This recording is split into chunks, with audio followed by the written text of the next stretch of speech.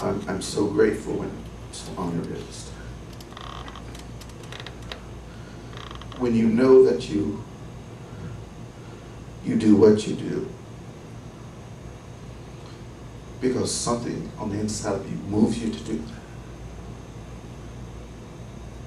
I'm a product of this ministry. Love was something I sought, but it wasn't something I knew how to receive because of that product. And been saved in this ministry and meeting this man of God who teaches you how to be open, how to reach out. Knowing the thoughts that ran through my head, knowing the fact that sometimes when you're brought up with 8 brothers, 8 sisters, family of 17, but the only talking they're ever really doing is joking and jiving. Joking, jiving, putting down. And sometimes the things you want to understand seem like there's no one to help you to understand that. Knowing the thoughts that you hear and the way they shape your mind, shape your thoughts, and shape your emotions, and that you need input from some other source, and that input doesn't seem to be there. Knowing how somehow you wish someone would stand up and say, everything that you've heard and learned about what a man is, and how a man has to run around, and how a man can't be faithful, and all this other kind of stuff. If somebody could stand up and say, that's not the definition. And so you look for that, and I look for that. And then going through high school and going through college, and then you're just trying to be what you see around you. And you think that's the definition of man, because that's what all the men are doing. And then you finally meet someone who stands up to say, no, that's not quite it. You don't have to be unkind. You don't have to try to use people. And especially at the university, it's almost always about yourself and using this one and using that one. And thinking that's not what I want to do, but that's what people do in the world. So when I met this ministry, when I met this man of God, who was willing to say, no, that's not what men do. That's not how we live our lives. Let's go for the higher goals. And I was able to embrace that and to hear him say, but I was matriculating at Yale University, and God told me to go home. And my son asked me the other day, he said, Dad, why are you in Sarasota? He said, Dad, you graduated from law school. You could have gone to Fort Lauderdale where all your people are.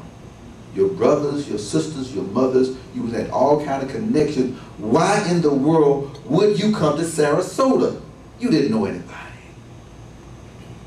And I told him, but the thing I learned from the man of God is that our lives are not our own. We have to follow God and do the thing that God has told us to do. I told him I came to Sarasota because having hearing the man of God testimony, I told God I wouldn't leave Gainesville until he told me to come to Sarasota. And 3 months later, he told me Sarasota. And so I've lived my life that way, trying to be an example that my life can be on the shelf and you can look at my life and maybe learn some things from the things I've learned.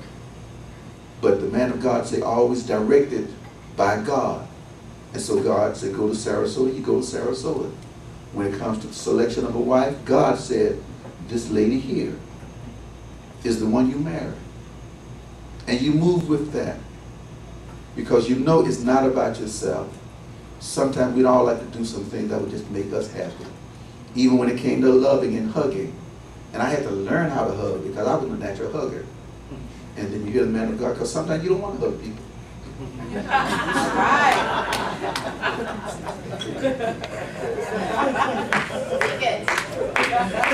Sometimes you frankly don't want to be bothered. But then when you learn how much people need love, how much people need somebody to stand up and say, you're important, I believe in you, you can come to me. Somebody has to be willing to make that sacrifice. And that's what I learned in this ministry. That's what I learned from that man of God. And then working with the individual men with all their different personalities. I remember coming here And it seemed like so many of the guys when I was single, man, would stay with me. And it was such a wonderful opportunity because I learned so much from people staying with me. Because before that time, you know, I didn't particularly like people. Okay, I preferred being by myself. But then you stay with the guys and then you find out, you know, one guy gets up and what he wants to do is he's very clean, and what he does is clean out the bathtub, make sure the bathtub's clean out, but he uses your towel.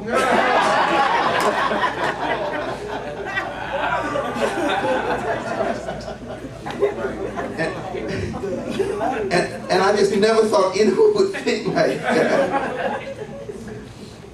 And you're able to live with them, to meet with them, and then you see the different thoughts and different ideals that people have. And you're able to love them with those different thoughts and with those different ideals.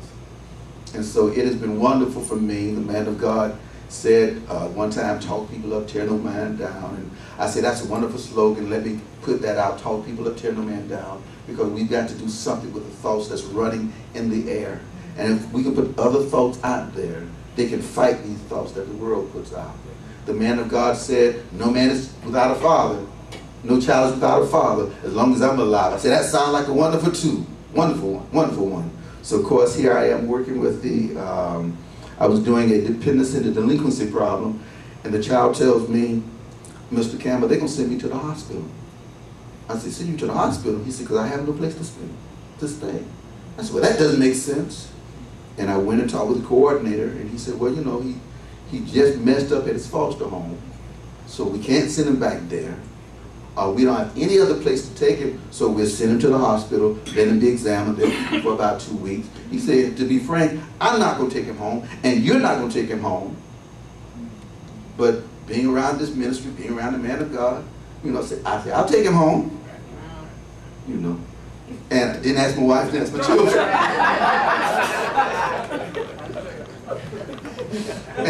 and he signed the papers, and I brought him home.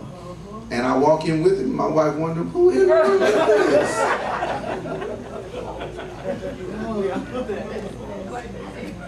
But being taught around this ministry that we have to give, we have to reach out, we have to make a change, especially for the men, making a change in the men, and giving them the kind of example that they can see that you really don't have to do all the things you've done.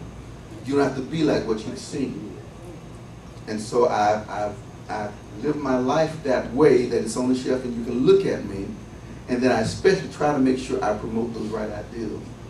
And then so seeing you showing this kindness toward me, and of course with all their planning, they really kept it from me. And I was so shocked, I think when Etienne first mentioned it Thursday night, right? Yeah. And I was really, you know, I was dazed. Because we've always been taught, you don't do this to be seen. You don't even do it to be honored. You know, but you do work with the thing that's working inside of you to do the things that need to be done. And so that's our training. That's our teaching. And so I had to tell the man of God when we left there, I said, he's been that to me. And so I understand when it comes to loyalty, commitment, dedication, he put those things in us. Loving God with all your heart, no matter what the sacrifice, he put that in us. Even the ones who, some people left sometime. I said, you notice how them folks still living for God? Still working for God? Because they left here, but they wouldn't leave. They wouldn't leave God. Because there's a foundation that he put in us, and we have a responsibility to make sure that we put that foundation in other people, and especially in other men. Yeah.